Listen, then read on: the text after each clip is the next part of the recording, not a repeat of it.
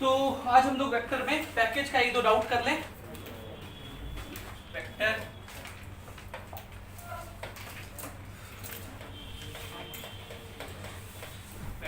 Package के कुछ doubts.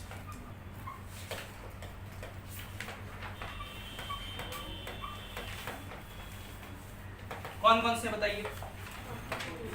43, 43, 46 और 47, सॉरी 47, 42 भी है। 42 एक सवाल और पूछ सकते हैं आप। 49 तो क्लास में कराए थे। 49 तो है कि a प्लस बी का magnitude is equals to a का magnitude is equals to b का मैग्नीट्यूड। सबको x मान लीजिए, सॉल्व कर दीजिए। cos 120 डिग्री आया था आंसर। हाँ बोलिए कौन सा? 48 भी क्लास में कराए हैं। a b वेक्टर दिया हुआ है, आपको एक वेक्टर बताना है जिसका मैग्नीट्यूड b के बराबर है और वो a के पैरेलल है, मतलब a के डायरेक्शन में है। देखना पिछले क्लास में कराए हैं। और कौन सा जल्दी से बोलो? कोई नहीं, चलिए ठीक है। तो 43 नंबर सवाल है। 43 नंबर सवाल है, a person moves 30 metre north. 43 सवाल है कि एक पर्सन मूव कर रहा है 30 मीटर नॉर्थ, इधर की तरफ 30 metre, sorry north 30 metre north, इधर की तरफ 30 मीटर, और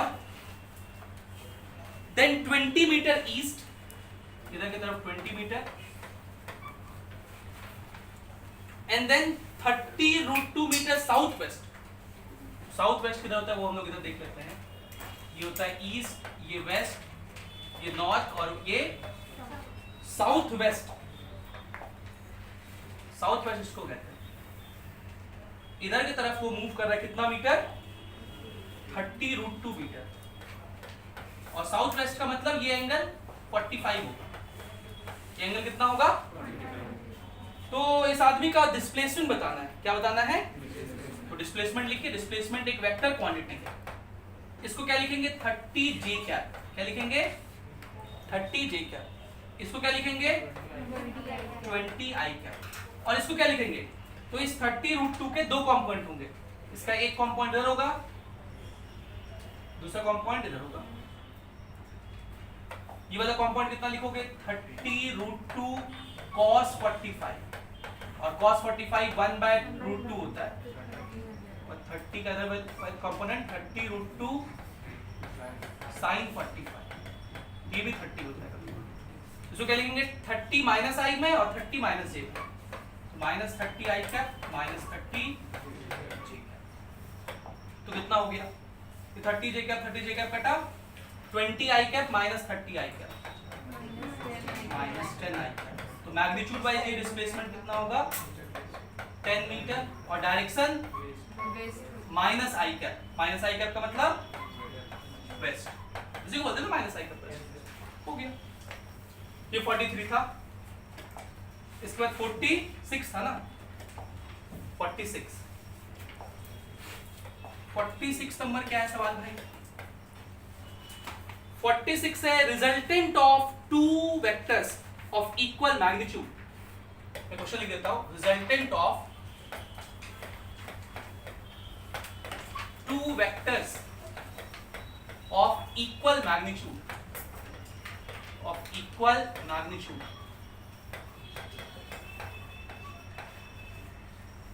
makes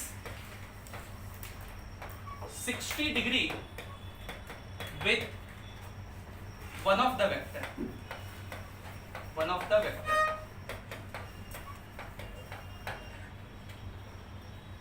Find angle between vectors.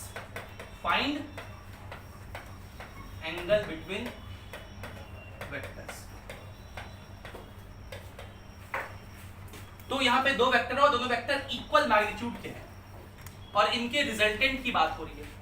तो हमने पिछले क्लास में सीखा था कि अगर एक वेक्टर a ऐसे हो और दूसरा वेक्टर b ऐसे हो, हेड टू टेल ज्वाइन कर दें, तो इसको बोलते हैं एंगल बिटवीन वेक्टर्स।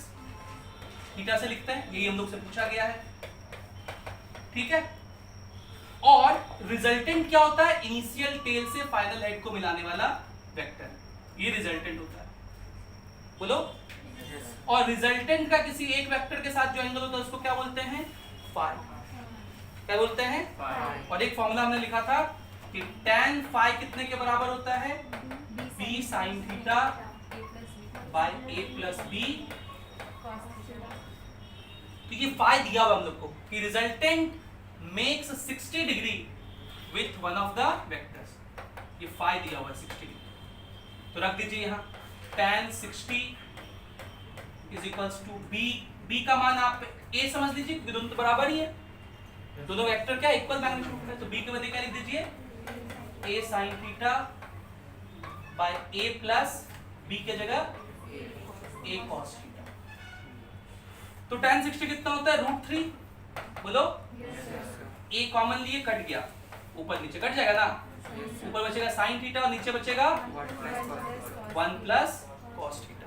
अब देखिए यहाँ थोड़ा ट्रिग्नोमेट्री का इस्तेमाल कर रहे हैं। sin थीटा का एक फार्मूला होता है, sin थीटा को आप लिख सकते हैं 2 sin theta by 2 into cos theta by 2, ये sin थीटा का फार्मूला होता है। और 1 प्लस cos थीटा का फार्मूला तो पिछले क्लास में ही मैंने आपको बताया था, 2 cos स्क्वायर थीटा बाय 2। इन दोनों फार्मूले का यहाँ इस्तेमाल कर लीजिए। sin थीटा के बदले क्या लिखेंगे? 2 sin theta by 2 into by 1 plus cos theta का formula 2 cos square theta by 2 का मतलब 2 बार cos थीटा बाय 2 लिखना है। बोलो।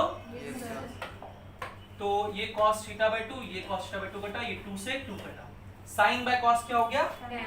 tan theta by 2। हम लोग लिख सकते हैं √3 is equals to tan theta by 2।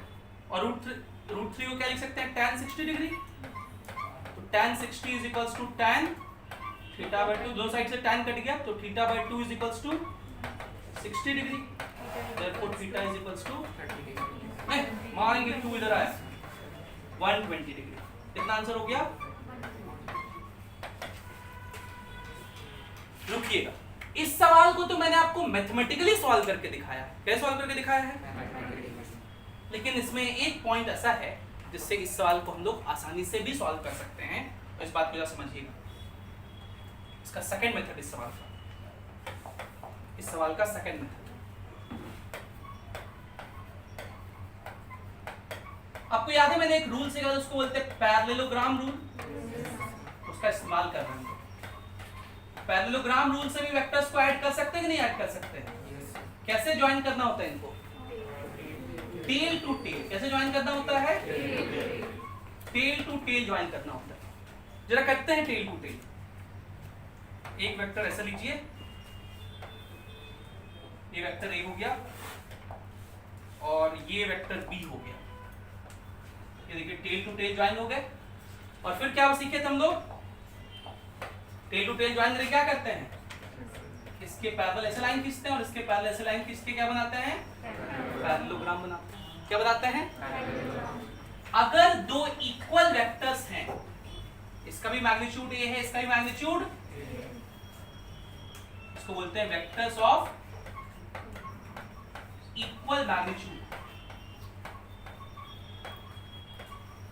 और ये कैसे ज्वाइंड है? Tail to tail. इनके बीच का एंगल तो यही होगा, इसी को बोलेंगे थीटा, एंगल बिटवीन वेक्टर्स बोलेंगे ना। और रिजल्टेंट पैरेललोग्राम रूल के अनुसार कैसे निकालते हैं? ऐसे, यही होता है resultant.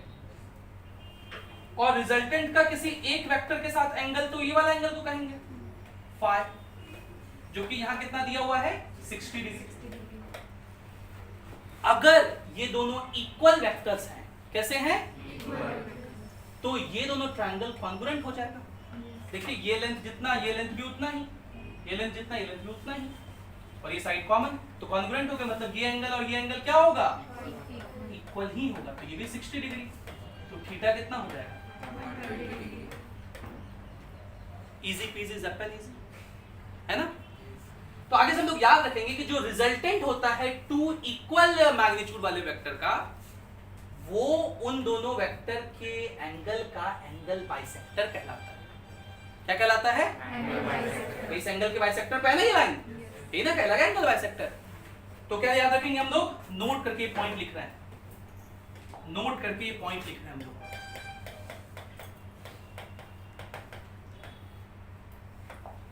The resultant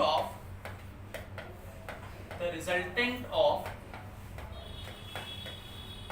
two equal vectors is at their angle bisector.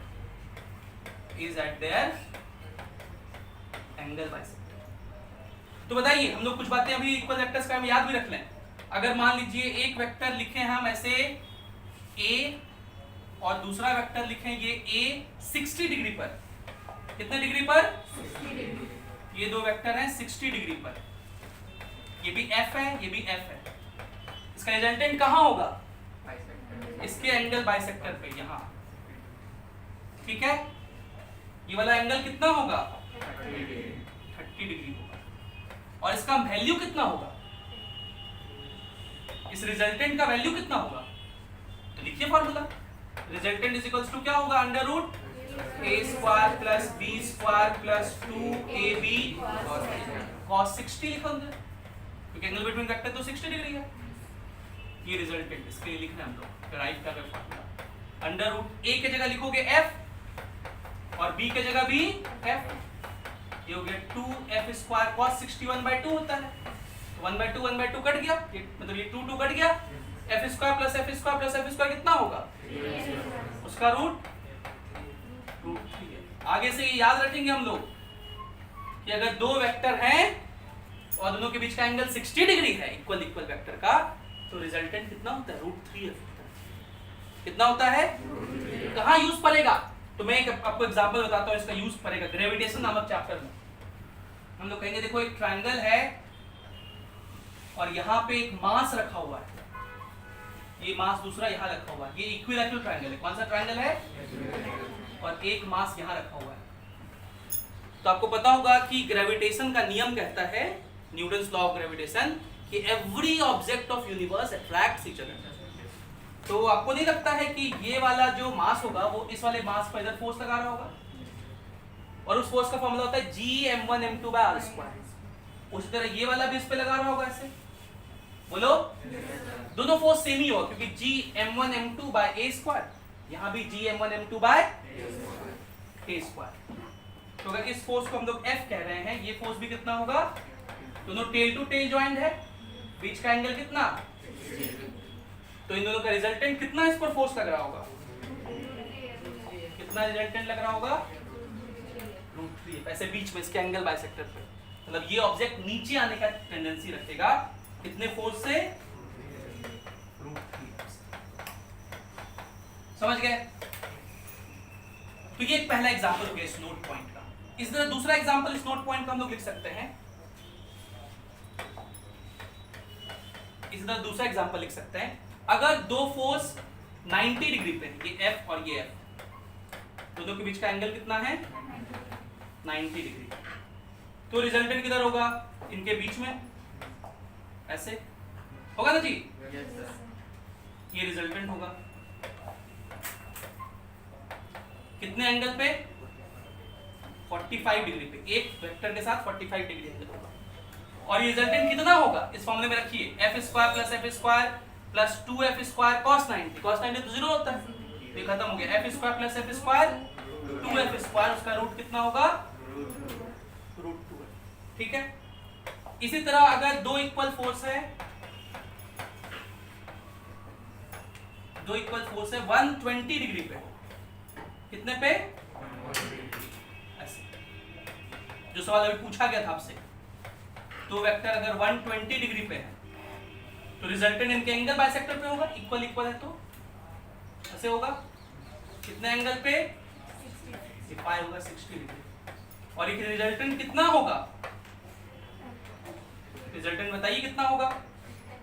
R is equals to under root f square plus f square plus 2f square cos 120। cos 120 minus half होता है, पिछले क्लास में बताए थे। तो 2 कट जाएगा, ये minus F square बचेगा, तो सिर्फ एफ स्क्वायर बचेगा, रूट हो जाएगा एफ। और ये पिछले क्लास में ये सवाल सॉल्व भी किए थे कि दो वेक्टर का रिजल्टेंट a प्लस बी, ये रिजल्टेंट का ये फॉर्मूला होता है ना, और दोनों वेक्टर अगर बराबर है, सब बराबर है, ऐसा तभी होता है कि जब ये कितने डिग्री पे एंगल पे हो, 120। देखो ये भी f है, ये भी f है, ये भी कितना है, समझ गए? तो what is angle between vectors here, इस केस में एंगल बिटवीन वेक्टर्स कितना है, 120। यार तुम लोग गजब बात कर रहे हो, कितना angle between vectors, 120।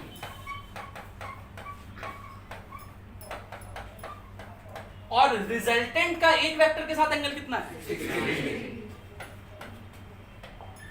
Angle made by resultant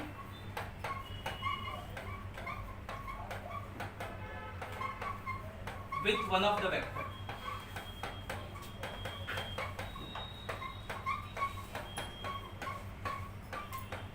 with one vector कितना है, 60। ठीक है, एक सवाल हमने और लिखा था, कौन सा, 47 और फिर 40,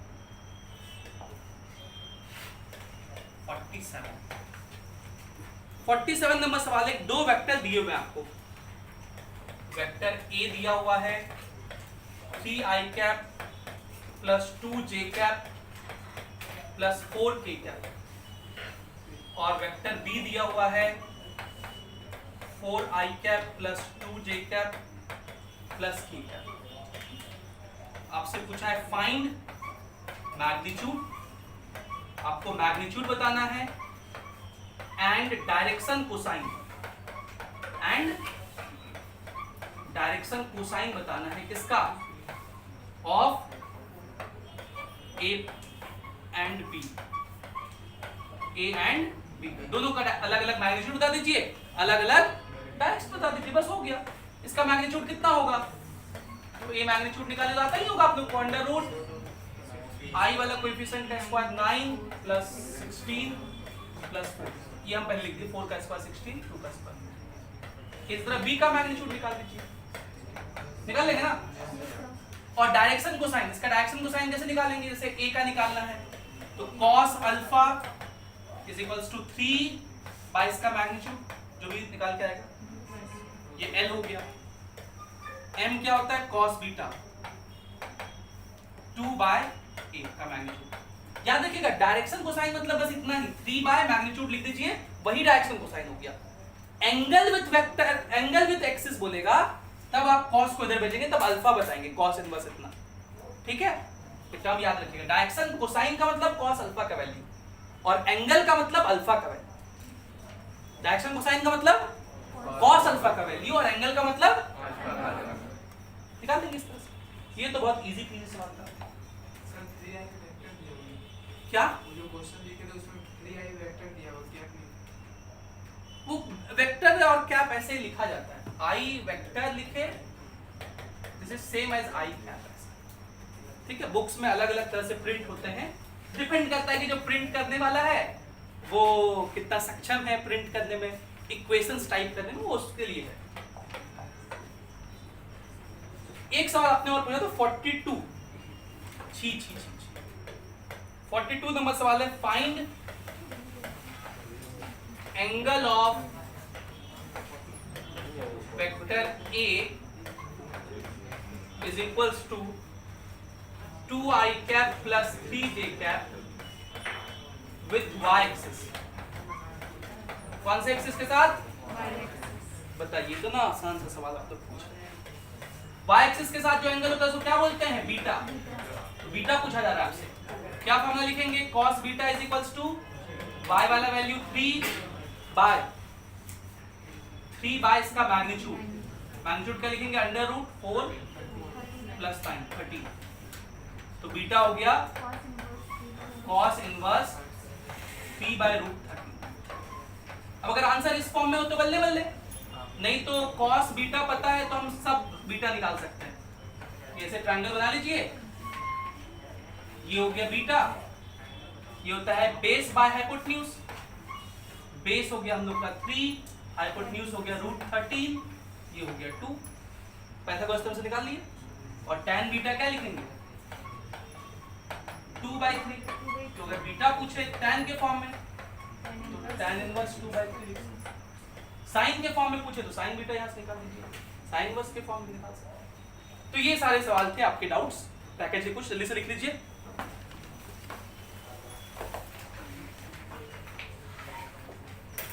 तो अब हम लोग लास्ट पार्ट वेक्टर का डिस्कस करने जा रहे हैं, जिसका नाम है cross product and dot product. तो पहले हम लोग डिस्कस करेंगे डॉट प्रोडक्ट। क्या डिस्कस करेंगे? Dot product. इसको हम लोग स्केलर प्रोडक्ट भी कहते हैं। क्या बोलते हैं? Scalar product. पहले एक एग्जांपल से आप समझने का प्रयास करिए कि आखिर हमें दो वेक्टर के product co dot product cross product अलग अलग कहने का जरूरत क्यों पड़ रहा है। तो मैं आपको एक एग्जांपल से समझाता हूं और ये एग्जांपल के साथ साथ एक सवाल भी है। एक बात और, आपके एनसीईआरटी के अकॉर्डिंग अगर बात करें तो डॉट प्रोडक्ट नामक चैप्टर टॉपिक आपके चैप्टर 4 में नहीं है। वेक्टर कहां पे लिखा हुआ है? चैप्टर 4 में। तो जहां तक अभी तक हम लोग डिस्कस किए उतनी बातें चैप्टर 4 में है, लेकिन डॉट प्रोडक्ट का बात कहां पे है? चैप्टर 6 में, जहां पे वर्क पढ़ाया गया है वहां पे डॉट प्रोडक्ट का चर्चा। और क्रॉस प्रोडक्ट का बात कहां है? चैप्टर 7 में, जहां पे टॉर्क पढ़ाया गया है। ठीक है, लेकिन वो दोनों बात हम लोग यहीं पे वेक्टर में डिस्कस कर ले रहे हैं। दोनों बात हम लोग यहीं पे कर ले रहे हैं ताकि फिर वहां पे जब वर्क लिखे तो आपको पता हो कि फोर्स डॉट डिस्प्लेसमेंट वर्क होता है और टॉर्क होता है आर क्रॉस। तो ये क्रॉस प्रोडक्ट डॉट प्रोडक्ट का बेसिक हम लोग यहीं पे चर्चा कर ले रहे हैं, बाकी इसका यूज तो सब जगह पड़ेगा। तो हम लोग एक बहुत फेमस क्वांटिटी है, उसका नाम क्या है? वर्क। वर्क एक स्केलर क्वांटिटी है। वर्क कैसा क्वांटिटी है? लेकिन वर्क को डिफाइन किया जाता है F डॉट S। इसका डेफिनेशन है। अभी तक आप बचपन से डेफिनेशन कैसे लिखते थे कि कोई चीज का डेफिनेशन होता है वो शब्दों में लिख लिया अंग्रेजी में, लेकिन अब डेफिनेशन कैसे लिखना है? तो एक तो उसका अंग्रेजी में डेफिनेशन लिखेंगे, दूसरा उसका मैथमेटिकल डेफिनेशन लिखेंगे। तो इसको हम लोग क्या बोलते हैं? Mathematical definition of work. Mathematical definition of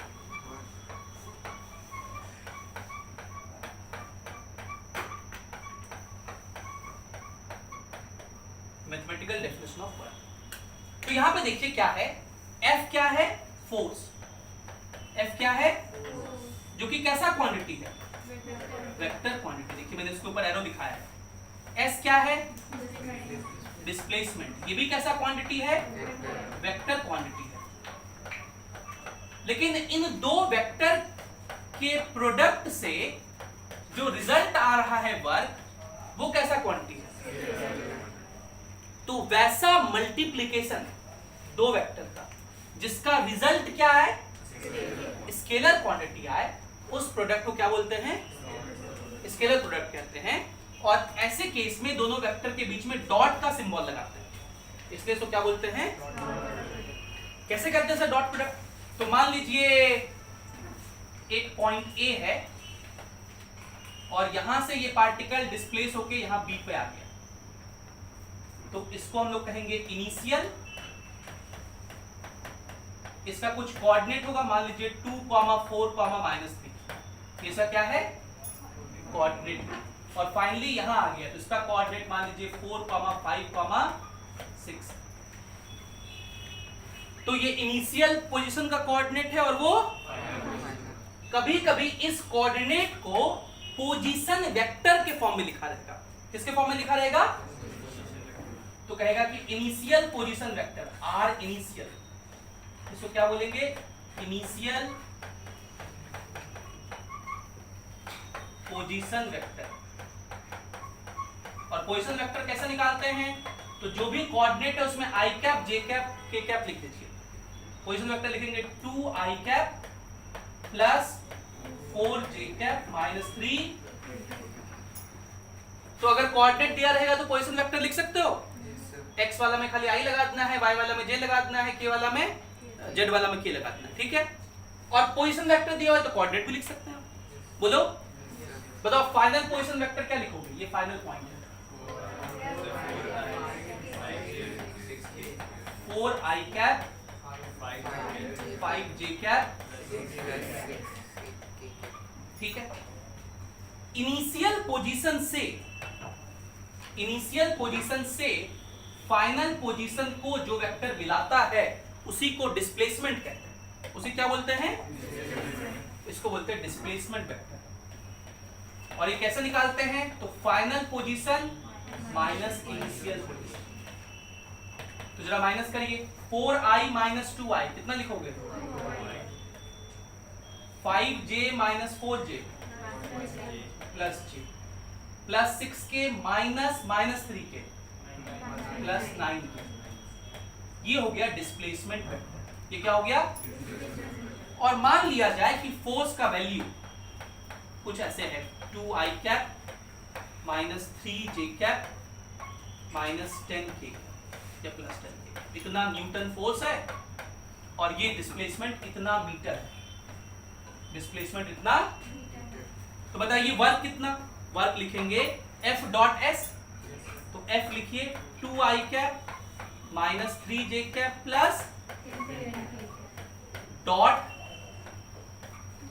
dot वो लिखिए प्लस 9k।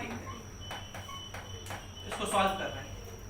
मल्टीप्लीकेशन ऐसे ही होता है, 2i का इससे भी होगा, इससे भी होगा, इससे भी होगा।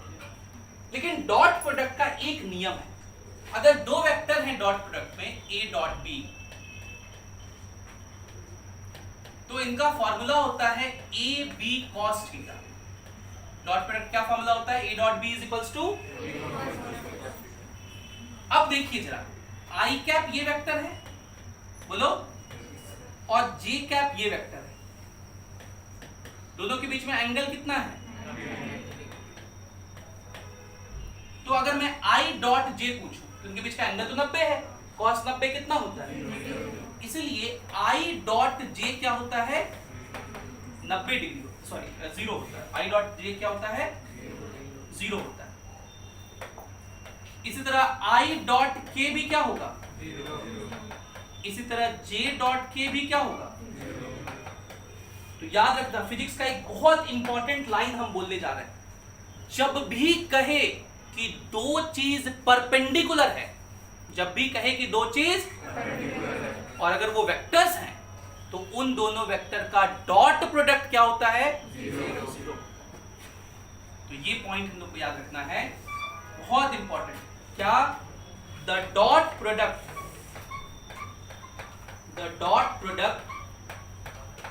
Of two perpendicular vectors is 0। The dot product of two perpendicular vectors is, इसी को हम लोग ऐसे भी कह सकते हैं कि a dot b is equals to 0। a dot b is equals to, तो कहीं पर भी लिखा हो कि दो वेक्टर परपेंडिकुलर है, तो पहला बात क्या याद आएगा आपको? उसका डॉट प्रोडक्ट। अच्छा, परपेंडिकुलर का एक और नाम बताए थे, ऑर्थोगोनल वेक्टर्स। Orthogonal vectors. तो करिए जरा यहां डॉट प्रोडक्ट। i का j के साथ 0 हो जाता है, i का k के साथ भी। तो ऐसे आप आगे से हम लोग ऐसे कहा करेंगे, i का i के साथ, j का k का k के साथ खाली कर दो। तो 2i इंटू 2i 4, और i डॉट i 1 होता है। i डॉट i कितना होता है? j वाला को j के साथ तो -3, k वाला को k के साथ तो +90। तो 94 -3 91। और यूनिट क्या होगा? इसका यूनिट था न्यूटन, इसका मीटर, न्यूटन मीटर। और न्यूटन मीटर को हम लोग जूल भी कहते हैं। न्यूटन मीटर को क्या बोलते हैं? तो वर्क हो जाएगा 91 जूल। और देखिए ये सिर्फ वैल्यू आया, कोई डायरेक्शन। इसको बोलते हैं स्केलर प्रोडक्ट या। तो डॉट प्रोडक्ट में क्या क्या बात हम लोग डिस्कस किए? पहला कि अगर दो वेक्टर डॉट प्रोडक्ट है a डॉट b तो कितना होता है? a b cos theta. सिर्फ मैग्नीट्यूड हुआ, कोई डायरेक्शन।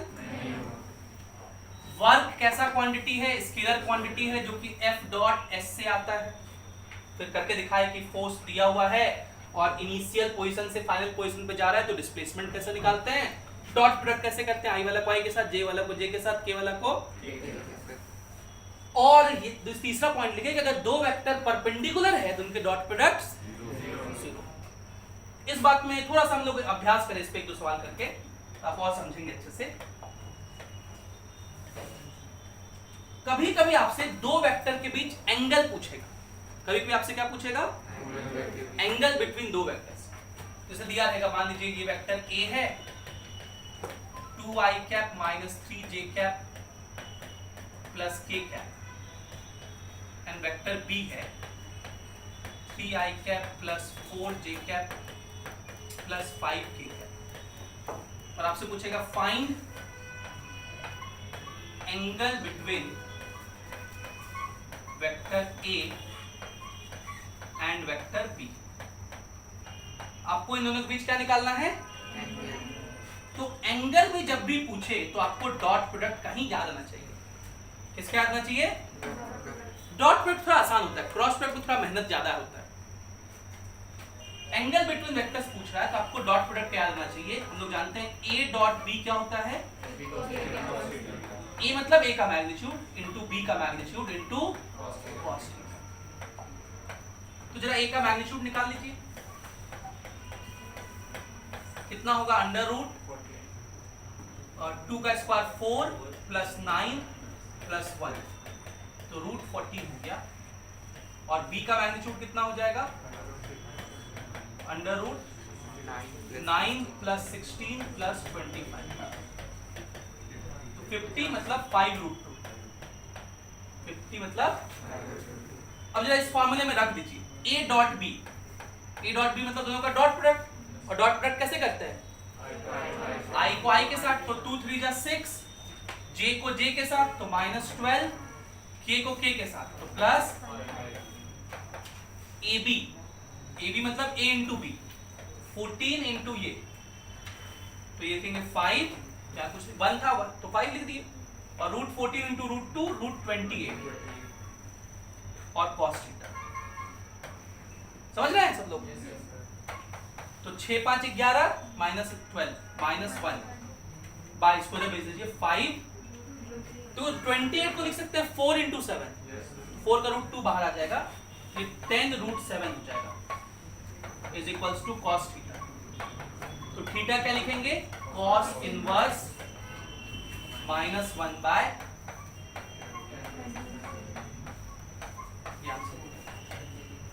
इस तरह से हम लोग किसी दो वेक्टर के बीच का एंगल निकालते हैं। तो डॉट प्रोडक्ट का ये यूज है, किसी दो वेक्टर के बीच का एंगल निकालना। एक सब अभ्यास और करते हैं हम लोग। एक क्वेश्चन देखिए, ऐसा पूछा जाएगा आपसे कि वेक्टर ए दिया हुआ है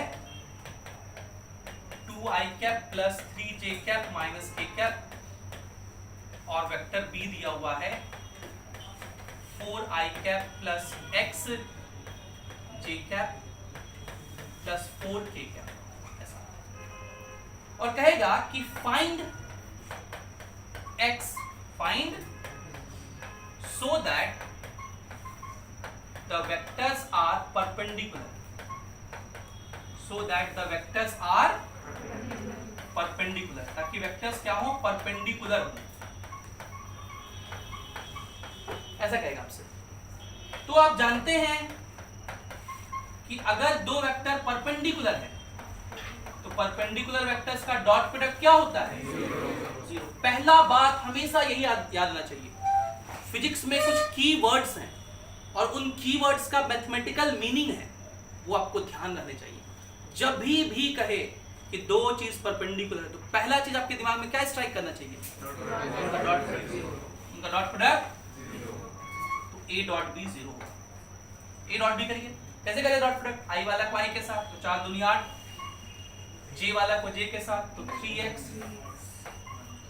k वाला को k के साथ -4 is equals to, dot product को 0 पुट कर दी तो ये 4 हो जाएगा, 3x इज इक्वल्स टू -4, तो x का वैल्यू इजी पीजी है ना। एक एप्लीकेशन और वेक्टर का याद रखिएगा, कभी भी सवाल ऐसे पूछेगा आपसे, फाइंड द प्रोजेक्शन क्या पूछेगा? प्रोजेक्शन। प्रोजेक्शन याद रखिएगा, find the projection of vector A three I cap plus 4j cap minus 5k cap in the direction of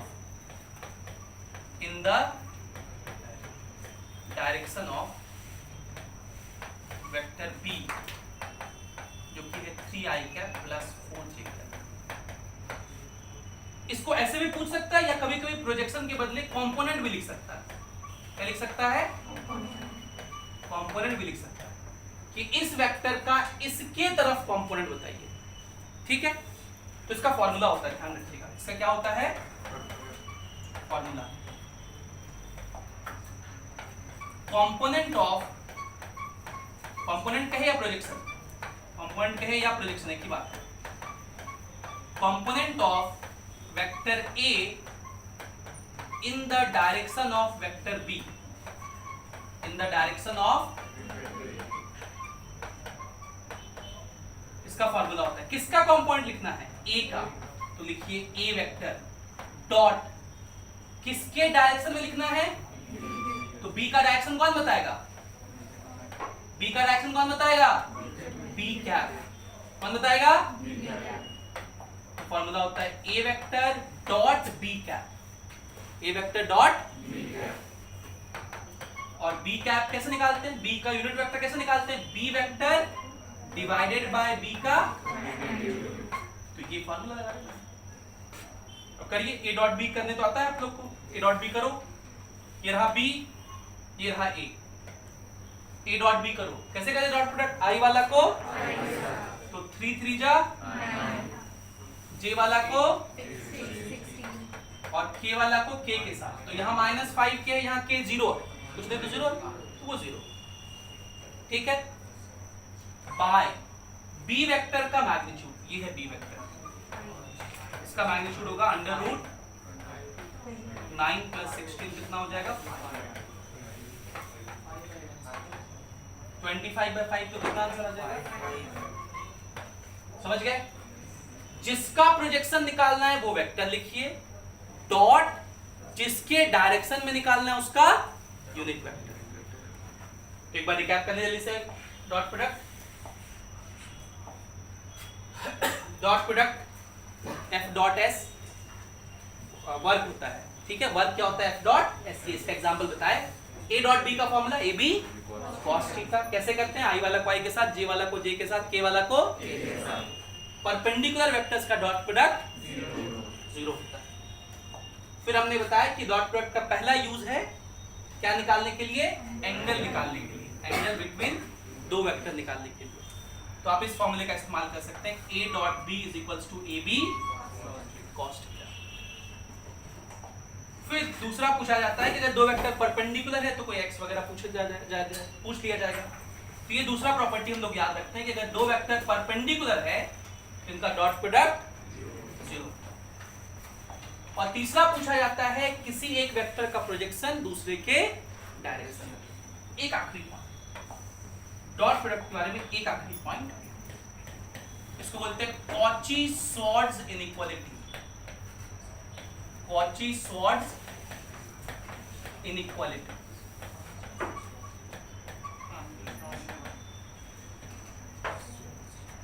Cauchy-Schwarz inequality बहुत खतरनाक सा नाम है, खाली है बहुत सिंपल सा। आप जानते हैं कि cos थीटा का वैल्यू हमेशा 1 से छोटा होता है या बराबर हो सकता है, 1 से कभी बड़ा। और अभी अभी हम लोग एक फॉर्मूला और लिखे, ये पहला बात हुआ, ये पहला इक्वेशन हुआ। और दूसरा इक्वेशन हम लोग ये भी लिखे कि a dot B is equals to क्या होता है, तो यहां से हम लोग लिख सकते हैं cos थीटा का वैल्यू कितना होता है, a डॉट बी बाय ए। तो हम लोग दोनों इक्वेशन का इस्तेमाल कर रहे हैं from equation 1 and 2, from equation 1 and 2। cos theta में इसका वैल्यू रख दीजिए, तो cos थीटा की जगह क्या लिख देंगे, a dot B by a का मैग्नीट्यूड इनटू, और वो क्या होना चाहिए, लेस देन इक्वल टू 1 होना चाहिए, एक लाइन और। तो इसका मतलब ए डॉट बी जो होता है, ए डॉट बी का जो भी वैल्यू आता है वो हमेशा लेस देन इक्वल टू होता है, इसको उधर भेज दिए, ए के मैग्नीट्यूड इनटू बी के मैग्नीट्यूड के प्रोडक्ट।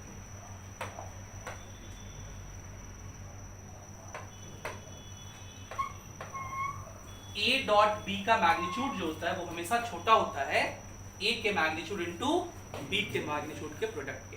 इसको शब्दों में क्या लिखेंगे, क्या कहता है Cauchy-Schwarz inequality? The dot product of two vectors, the dot product of two vectors is always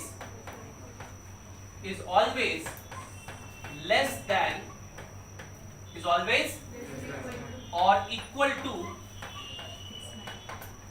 the product of their magnitudes, product of their magnitudes। मतलब दो वेक्टर को डॉट प्रोडक्ट करके कुछ वैल्यू निकालिए और उनके मैग्नीट्यूड को product करके value निकालिए, तो कौन छोटा होगा? डॉट प्रोडक्ट, या बराबर हो सकता है, कभी भी बड़ा। ये कौन बताता है? कॉची-श्वार्ट्ज। तो ये डिस्कशन था किसका? अब क्रॉस प्रोडक्ट जान लेते थोड़ा सा, लिखेंगे, लिखो नहीं, टाइम फिर लेट हो जाएगा। ठीक है, लिखो। चलो क्रॉस प्रोडक्ट डिस्कस करते हैं।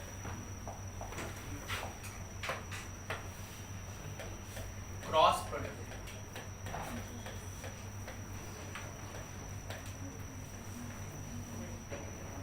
क्रॉस प्रोडक्ट का ही दूसरा नाम है वेक्टर प्रोडक्ट।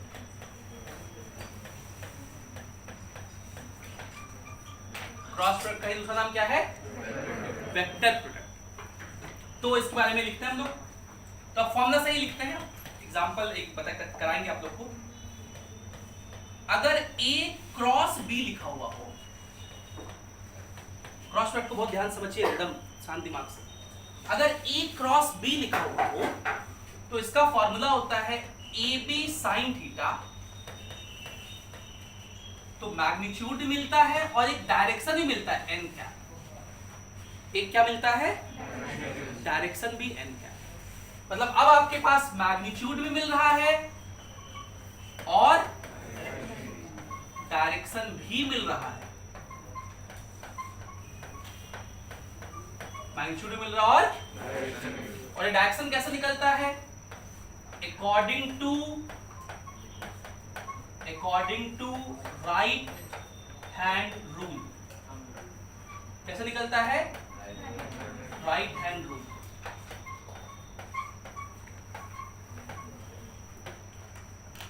जो इसको समझने का प्रयास करते हैं कि ये जो वेक्टर आता है उसका डायरेक्शन कैसे निकालते हैं, तो मैं इसको एक एग्जांपल से आपको समझाने का प्रयास करता हूं। एक एग्जांपल मान लेते हैं,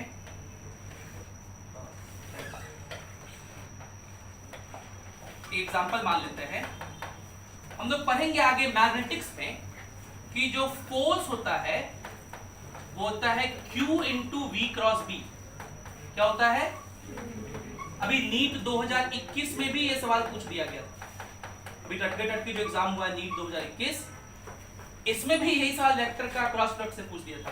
बोला था कि मान लीजिए Q का वैल्यू 1 है, कितना मान लीजिए, तो फोर्स कितना होगा? सीधा सीधा V क्रॉस B के बराबर।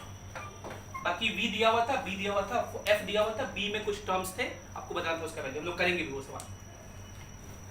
अभी पहले थोड़ा समझते हैं कि देखिए वेलोसिटी V क्या है और B को फील्ड कहते हैं, मैग्नेटिक फील्ड। B को क्या बोलते हैं? और इन दोनों के क्रॉस प्रोडक्ट से क्या मिल रहा है हमें? फोर्स, मैग्नेटिक फोर्स कहते हैं। तो क्या बोलते हैं? Magnetic force. तो इसका डायरेक्शन क्या होता है वो जरा समझने का प्रयास करते हैं। तो अगर हम लोग उसको समझने का प्रयास करें और कहें कि इस रीजन में मैग्नेटिक फील्ड क्रॉस में है, मैग्नेटिक फील्ड का डायरेक्शन किसमें है? मतलब अंदर की तरफ। मैग्नेटिक फील्ड किधर है? अंदर की तरफ। और एक पार्टिकल को थ्रो किया गया है ऐसे, तो वेलोसिटी इधर की तरफ है, वेलोसिटी इधर की तरफ है। आपको बताना है फोर्स किधर लगेगा। तो हम लोग जानते हैं कि फोर्स V क्रॉस B से आया है। फोर्स किससे आया है?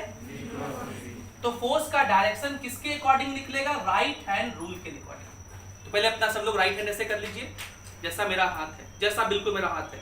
देखिए ये थंब है मेरा, और ये मेरा थंब इस चारों फिंगर के परपेंडिकुलर आपको दिख रहा होगा। कितना एंगल दिख रहा होगा? 90 डिग्री। अब यहाँ पे तीन चीजें हैं। इसको हम लोग कहेंगे थंब, इसको हम लोग कहेंगे राइट हैंड का चारों फिंगर या पाम, और इसको कहेंगे पाम। इसको कहेंगे राइट हैंड का चारों फिंगर, इसको कहेंगे पाम। और आप इमेजिन करिए कि पाम में सेल्फी वाला कैमरा लगा हुआ है। कौन वाला कैमरा? Front camera. मतलब अभी अगर मेरा पाम ऐसे है तो ये किधर देख रहा है? इधर वाला इमेज दिखेगा ना, इधर वाला दिखेगा फोटो। अभी ऐसे है तो इधर, ऐसे है ना, ऐसे है तो इधर, और इधर है तो इधर। तो आपको क्या करना है? राइट हैंड के चारों फिंगर को पहले वेक्टर की तरफ ले जाना है। पहला वेक्टर यहां पे कौन सा है? V, velocity. पहला वेक्टर कौन सा है? हमेशा पहला वेक्टर जो लिखा हुआ है उसके तरफ राइट हैंड के चारों फिंगर को ले जाना है। वेलोसिटी ऐसे है, ठीक है, इधर की तरफ राइट हैंड के चारों फिंगर को ले जाना है। हम ऐसे भी ले जा सकते हैं, ऐसे भी ले जा सकते हैं, ऐसे भी ले जा सकते हैं, और ऐसे भी ले जा सकते हैं। बोलो। लेकिन इस चारों केस में मेरा पाम अलग अलग जगह का सेल्फी ले रहा है। पहले हम ऐसे ले जा रहे हैं, बताओ पाम किधर का सेल्फी ले रहा है? इधर का, इधर का, ऊपर का नहीं, ऐसे। अगर ऐसे ले जा रहे हैं तो अंदर का, ऐसे ले जा रहे हैं तो इधर का, और ऐसे ले जा रहे हैं तो बाहर, इधर का। आपको वैसे ले जाना है जो सच दैट कि पाम जो हो दूसरे वेक्टर का सेल्फी ले ले, दूसरे वेक्टर का। तो चलिए ले जाइए। बी वेक्टर किधर है? अंदर की तरफ, इधर अंदर में है ना। तो कैसे ले जाओगे? क्या ऐसे ले जाएंगे? ऐसे। हाँ देखो, पाम अंदर देख रहा ना। तो थंब किधर आया? ऐसे। जिधर थंब आया वही फोर्स का डायरेक्शन होगा, वही उस क्रॉस प्रोडक्ट का डायरेक्शन होगा। समझ गए राइट हैंड रूल? फिर से समझाएं? एक बार फिर समझो, एक बार फिर से समझिए। ये तो मैं ये वाला नहीं समझाऊंगा वापस से, ये वाला तो एक बार लिख दीजिए। I क्रॉस J समझिए। ये देखिए I है और ये J है। I cross J, I cross J का वैल्यू हम लोग को जानना है। I क्रॉस, तो देखिए फॉर्मूला लगाते हैं। I क्रॉस J, तो I का मैग्नीट्यूड, ये तो यूनिट वेक्टर है ना, कैप लगा हुआ है, मैग्नीट्यूड हो गया 1, B का भी मैग्नीट्यूड, तो खाली बचा साइन, दोनों के बीच का एंगल थीटा। I और J के बीच का एंगल कितना? 90 डिग्री, 90 डिग्री, साइन 90, और इसका एक डायरेक्शन भी होगा, इसका एक। अब डायरेक्शन देखिए कैसे निकालेंगे। राइट हैंड के चारों फिंगर को पहले वेक्टर की तरफ ले जाएंगे। पहला वेक्टर क्या है? तो I की तरफ राइट हैंड के चारों फिंगर को ले जाएंगे। I देखो इधर, ऐसे भी ले जा सकते हैं, ऐसे भी ले जा सकते हैं, ऐसे भी ले जा सकते हैं, और ऐसे भी ले जा सकते हैं, है ना। लेकिन पाम किसको देखना चाहिए? J को। J किधर है? क्या ले गए चारों फिंगर को? तो J की तरफ देख रहा है। ऐसे ले गए तो, ऐसे ले गए तो अंदर दिख रहा है पाम। पाम पाम ये किधर दिख रहा है? अंदर। किधर देखना है? ऊपर ना, ऐसे J तरफ कैसे ले जाओगे? तो थंब किधर आया? इधर। बाहर आया ना, तो इसको बोलते हैं K कैप। क्या बोलते हैं? K cap. तो ये होगा साइन 91 होता है, तो ये K कैप। अब देखो I cap, J cap, K cap, ये सब यूज पड़ेगा तो आपको समझ में आने लगेगा बहुत। I cap, J cap, K cap के लिए एक रूल भी है, ट्रिक भी है, वो ट्रिक भी याद रख सकते हैं। तो ये ट्रिक है, ऐसे एक सर्कल बना लीजिए, I ऐसे दिखा लीजिए, J ऐसे और K ऐसे, ठीक है। अब देखिए I से चलिए, I क्रॉस J का मतलब I से J तक चलना है। तो I से J तक गए तो दो को छोड़ करके क्या मिला? K लिख दिए। और हम लोग इस एरो के डायरेक्शन में ही चले। देखिए I से J गए और J के बाद क्या मिल गया? तो जैसे एरो चल रहा है हम लोग भी वैसे ही चल रहे हैं, तो पॉजिटिव लिखेंगे। अगर आप पूछते J क्रॉस I, तो J से I तक चले, K मिला, लेकिन एरो के अपोजिट चले तो क्या लिखेंगे? इसी तरह अगर हम पूछे J cross K, J cross K, तो I cross K, I cross K क्या होगा? ठीक है, तो ये तो हो गया कि दो वेक्टर परपेंडिकुलर होंगे, अगर परपेंडिकुलर होंगे। दूसरा पॉइंट कि अगर दो वेक्टर पैरेलल है, दो वेक्टर पैरेलल का मतलब सेम डायरेक्शन में, तो थीटा कितना होगा? थीटा 0 डिग्री, मतलब पैरेलल वेक्टर्स।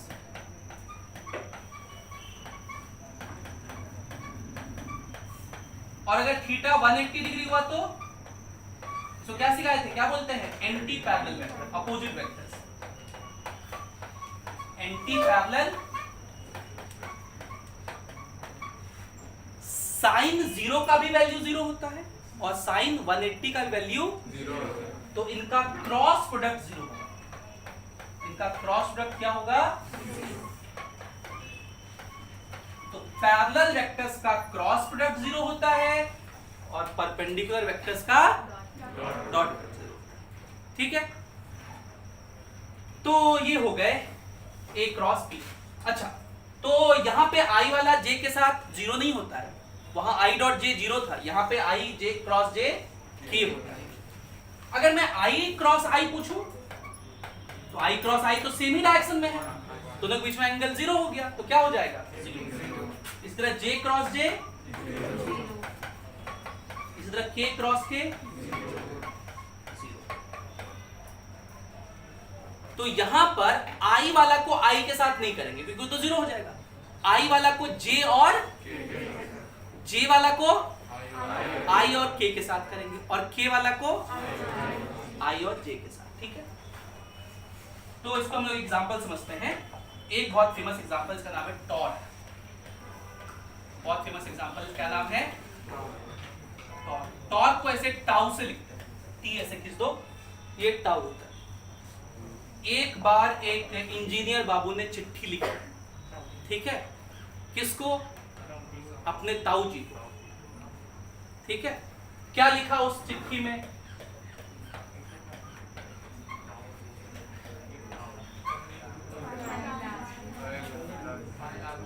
क्या लिखा? पाए लागू ताऊ जी, है ना।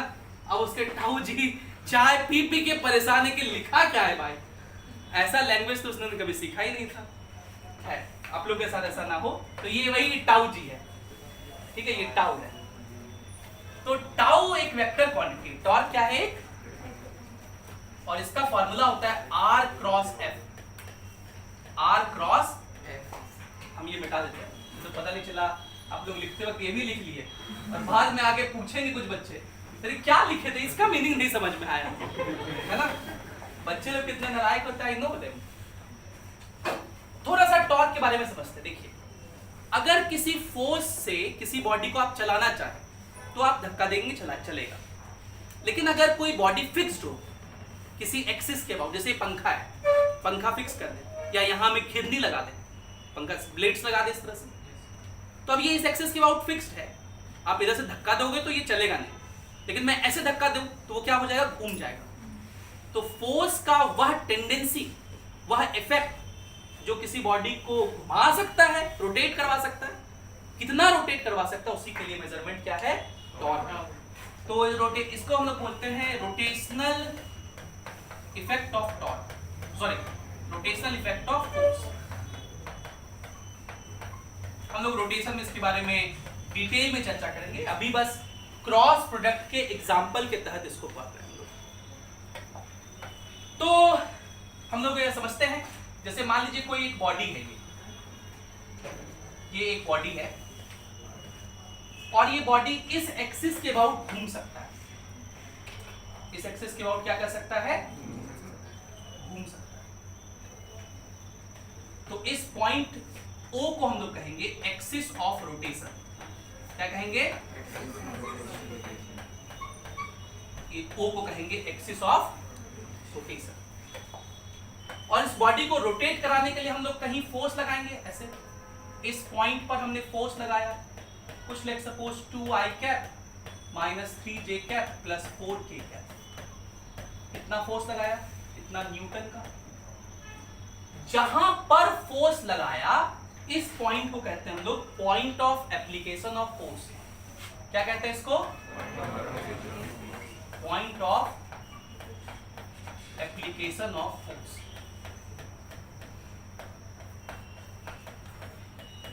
ये पॉइंट P, ठीक है।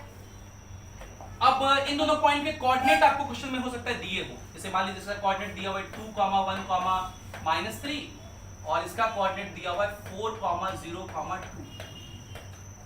तो इस पॉइंट ऑफ एप्लीकेशन से इसको मिलाने वाले, सॉरी इस पॉइंट ऑफ रोटेशन से, एक्सिस ऑफ रोटेशन से इस पॉइंट P को मिलाने वाले वेक्टर को R वेक्टर कहते हैं। क्या कहते हैं? और अभी मैंने आपको सिखाया था R वेक्टर कैसे लिखेंगे, फाइनल माइनस हेड हमेशा फाइनल होता है, टेल हमेशा फाइनल माइनस इनिशियल करो, ये लिखा हुआ है 4 माइनस 2 कितना हो जाएगा 2i cap, 0 minus 1 minus j cap और 2 माइनस -3 प्लस 5, ये R वेक्टर निकल गया। और F वेक्टर तो पता ही है। लेट्स सपोज ये R वेक्टर किसमें है, मीटर में। तो अगर आपसे पूछे कि इस फोर्स का टॉर्क बताइए, टॉर्क अबाउट O, क्या बोलेंगे? Torque about O। तो आप रख दीजिए इस फॉर्मूले में। R वेक्टर कितना है 2i cap plus cross F कितना है 2i cap -3j cap plus cross product करने के लिए हम लोग ये सर्कल हमेशा बना लिया करेंगे, i j क्रॉस प्रोडक्ट करिए। i वाला को i वाला के साथ नहीं करना है, किसके साथ करना है? तो गौर से देखिएगा 2i यहां है और j वाला यहां है, तो 2 इंटू -3 कितना हो गया i क्रॉस j। i से j की तरफ चलिए तो क्या मिलेगा k, और डायरेक्शन में चले सेम ही डायरेक्शन में तो प्लस k मिलेगा, ठीक है। फिर i वाला को k के साथ करिए, तो यहाँ 2 है यहाँ 4 है, कितना लिख दिए 8 प्लस 8 लिखा हुआ है, ठीक है। i cross k, i cross k करोगे तो क्या होगा -1, क्योंकि उल्टा चलेगा -j। आ रहा समझ में? j वाला का साथ चलिए, ठीक है। j को i के साथ करेंगे तो यहाँ लिखा है -1, यहाँ लिखा हुआ है 2, तो कितना होगा -2। j क्रॉस i, j से i के तरफ गए तो क्या मिला आपकी माइनस, उल्टा चले ना, तो ये माइनस माइनस प्लस k हो गया। आई बात समझ में? फिर j वाला को k के साथ, तो ये माइनस है, यहाँ 4 है, -4 हो गया। j cross k, j cross k क्या हो जाएगा? आ रहा समझ में? अब k वाला को i के साथ करेंगे तो 5 2 जा 10, ठीक है। जब भी प्लस आ रहा है तो हम प्लस नहीं लिख रहे हैं, प्लस आ रहा है तो, क्योंकि प्लस इसलिए नहीं लिख रहे कि जो भी इसका साइन होगा वही यहां लिख देंगे। माइनस आया तो लिख रहे 5 2 जा 10, k cross i, k cross i क्या होगा प्लस j, प्लस j। समझ रहे ना क्या हम कर रहे हैं? k वाला को j के साथ, तो 5 क्रॉस 3 क्या लिखेंगे -15, या माइनस है तो भाई देखो माइनस वाला लिख दिए, ठीक है। और k cross j, k cross j minus i होगा, तो ये माइनस माइनस क्या लिख दिए? आई बात समझ में कैसे लिख रहे थे? पक्का? अब लिखो, ये खुद से प्रैक्टिस करना, छापना नहीं है। आप तो क्या करते हैं सारे स्टेप छापने लगते हैं। आप ये सब लिखिए, ये लिखिए, लेकिन ये क्रॉस प्रोडक्ट खुद से करिए, ये सारी चीजें खुद से करिए हमेशा। अब i वाला लिखो, यहाँ -4i है, यहाँ 15i है, तो कितना हो जाएगा 11i, ये -8j है, यहाँ +10j है, +2j -4, इतना न्यूटन मीटर। इससे क्या आया? न्यूटन मीटर, यूनिट क्या आया? और न्यूटन मीटर क्या बोलते हैं? हमेशा नहीं बोलते। टॉर्क का यूनिट भी न्यूटन मीटर ही होता है, लेकिन उस न्यूटन मीटर को जूल नहीं बोलते। ये डिस्टिंग्विश करने के लिए कि joule is unit of energy, तो न्यूटन मीटर जब एनर्जी वाले कॉन्टेक्स्ट में यूज होता है उसको जूल कहते हैं, लेकिन यहाँ पे नहीं कहते। बहुत इंपॉर्टेंट पॉइंट है, बहुत लोगों को नहीं पता होगा। ये टॉर्क समझ गए? एग्जांपल। अब हम लोग टॉर्क का कुछ एप्लीकेशंस का डिस्कस करते हैं थोड़ा सा, ठीक है? 2-4 बातें डिस्कस कर लें। पहला बात है कि A क्रॉस B और B क्रॉस A सेम नहीं होता है। इसको आप बोलते हैं कॉम्यूटेटिव लॉ। क्या बोलते हैं? जबकि A डॉट B और B डॉट A करो बात एक ही होता है। A डॉट B करो और B डॉट A करो बात, लेकिन A क्रॉस B और B क्रॉस A में फर्क हो जाता है डायरेक्शन का। किसका फर्क होता है? मैग्नीट्यूड से नहीं आएगा, लेकिन डायरेक्शन उल्टा हो जाएगा। तो बेसिकली हम लोग कहते हैं कि A cross B is equals to minus of B cross A। A cross B is equals to minus of B cross A। इसको हम लोग इसलिए ऐसा भी कहते हैं कि A cross B and B cross A are anti parallel. Are anti parallel मतलब A क्रॉस B से जो डायरेक्शन मिलेगा B क्रॉस A से उसका उल्टा मिलेगा। मतलब उनके बीच का एंगल कितना होगा? मतलब पाई रेडियन। कितना होगा? तो ये 3 बातें याद रखेंगे। पहली बात, A cross B B cross A बराबर, A cross B negative of B cross A के बराबर होता है। मतलब अगर A क्रॉस B इधर आया है तो B क्रॉस A अपोजिट आएगा, दोनों के बीच का एंगल। लेकिन डॉट प्रोडक्ट कम्यूटेटिव होता है। A डॉट B करो या B डॉट A सेम ही होता है। Distributive property A cross B plus C। A cross, आप इसको लिख सकते हैं एकदम धूमधाम से, A cross B plus A cross. Distributive property वो भी होता है। ये प्लस है, यहाँ माइनस है तो माइनस, प्लस है तो यहाँ प्लस लिखेंगे, माइनस है तो डॉट प्रोडक्ट भी ओबे करता है। A डॉट अगर B प्लस C लिखा हुआ हो या B माइनस C तो ये होगा A dot B plus A dot C, और अगर माइनस है यहां तो ठीक है। ये प्रॉपर्टी समझ गए?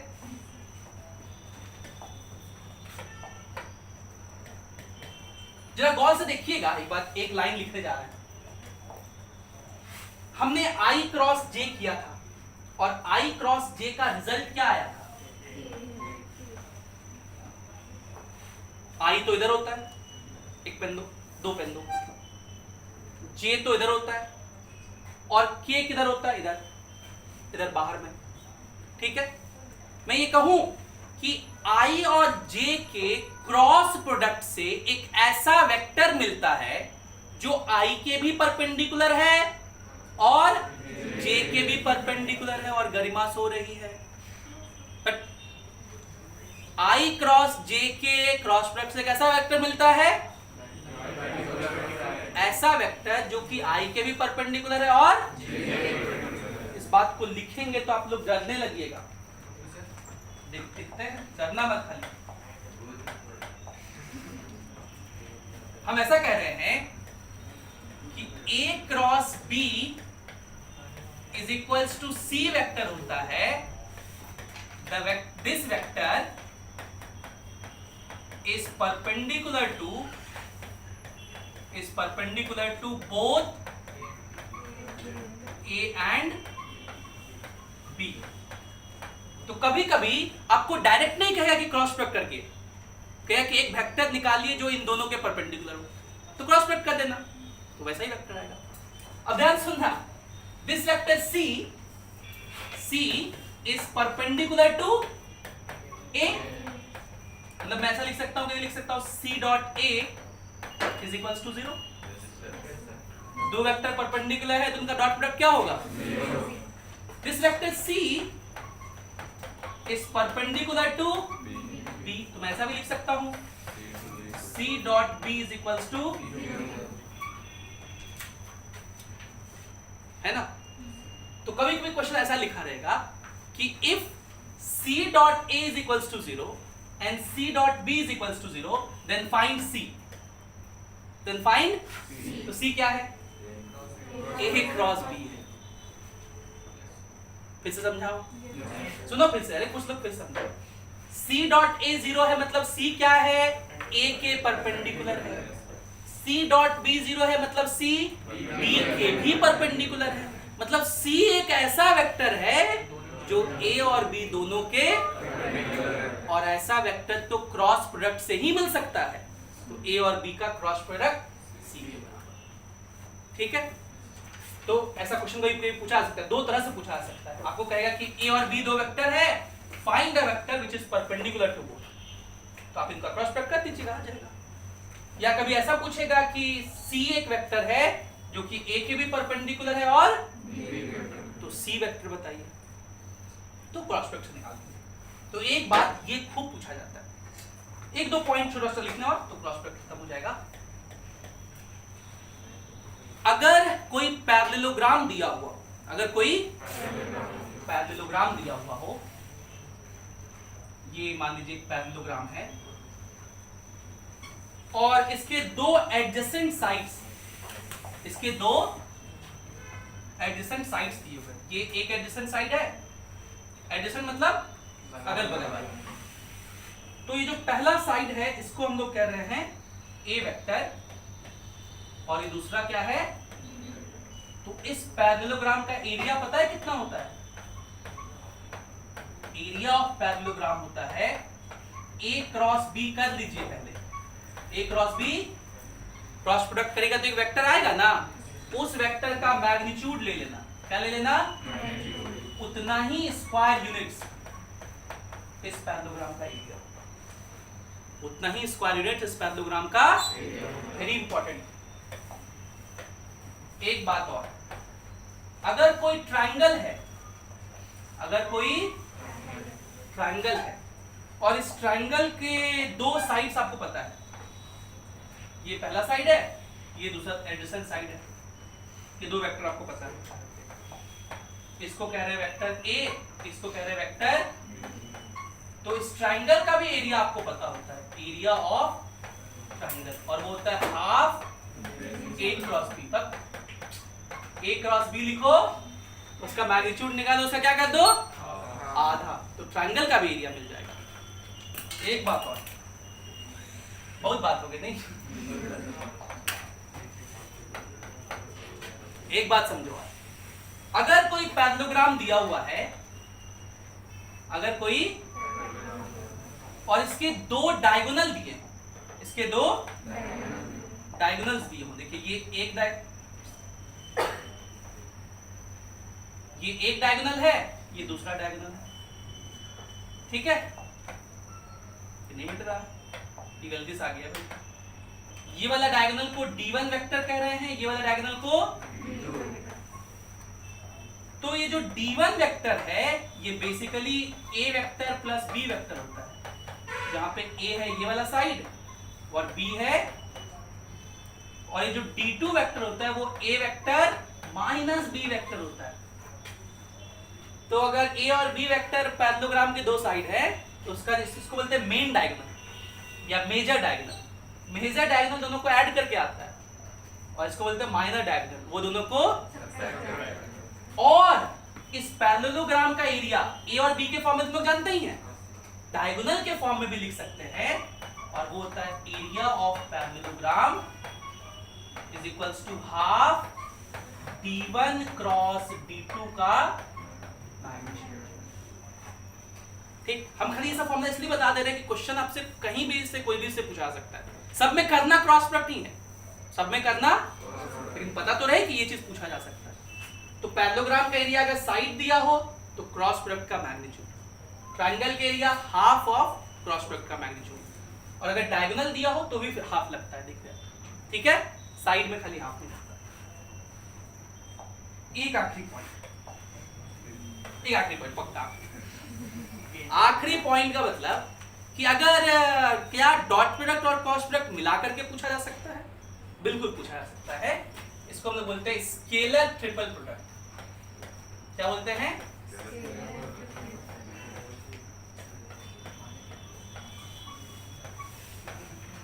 और वेक्टर ट्रिपल प्रोडक्ट।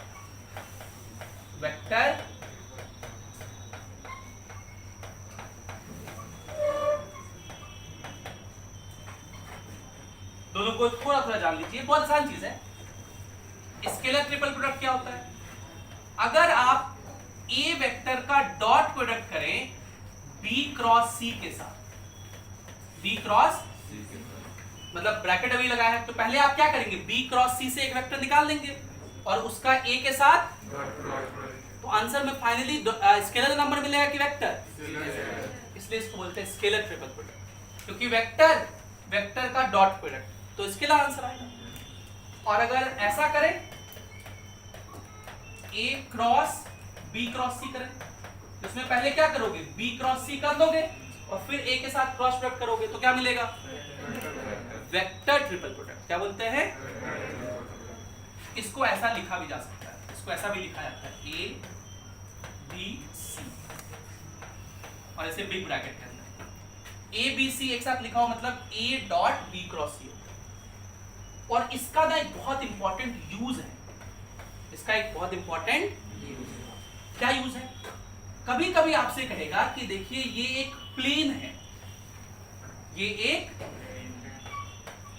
प्लेन है और तीन वेक्टर इसी प्लेन में लाई कर रहे हैं, ये पहला वेक्टर है, ये दूसरा वेक्टर है और ये तीसरा वेक्टर है, और ये तीनों वेक्टर इसी प्लेन में है, ये तीनों वेक्टर इसी एक ही प्लेन में है, ये वेक्टर ए, ये वेक्टर बी और ये वेक्टर सी, ये तीनों वेक्टर कोप्लेनर है।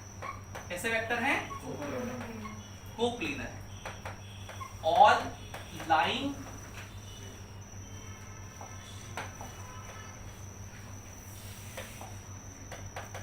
ऐसा स्पेलिंग होता ना, all lying in same plane, एक ही प्लेन में ये लाई कर रहे हैं। तो ऐसा तभी होता है जब A dot B cross C zero हो, A dot B cross C क्या हो, एक बहुत बड़ा बात, हम खतरनाक बात नहीं लिख दी है। देखिए ए बी सी सब एक ही प्लेन में है इस तरह से। अब मैंने क्या किया, बी क्रॉस सी, बी क्रॉस सी करने से क्या मिलेगा, वेक्टर मिलेगा जो कि बी के भी परपेंडिकुलर होगा, और तो बी इसी प्लेन में था, सी भी इसी प्लेन में था, तो इसके परपेंडिकुलर ऐसे मिलेगा।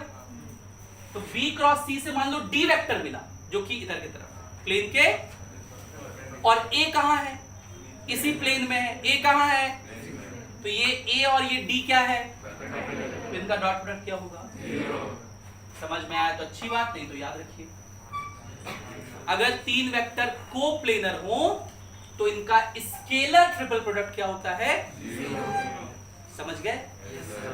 बस वक्त आ गया कहने का कि इति श्री रेवाखंडे वेक्टर समाप्तम। खूब प्रैक्टिस करिए वेक्टर, जितना प्रैक्टिस कर सकते। धन्यवाद।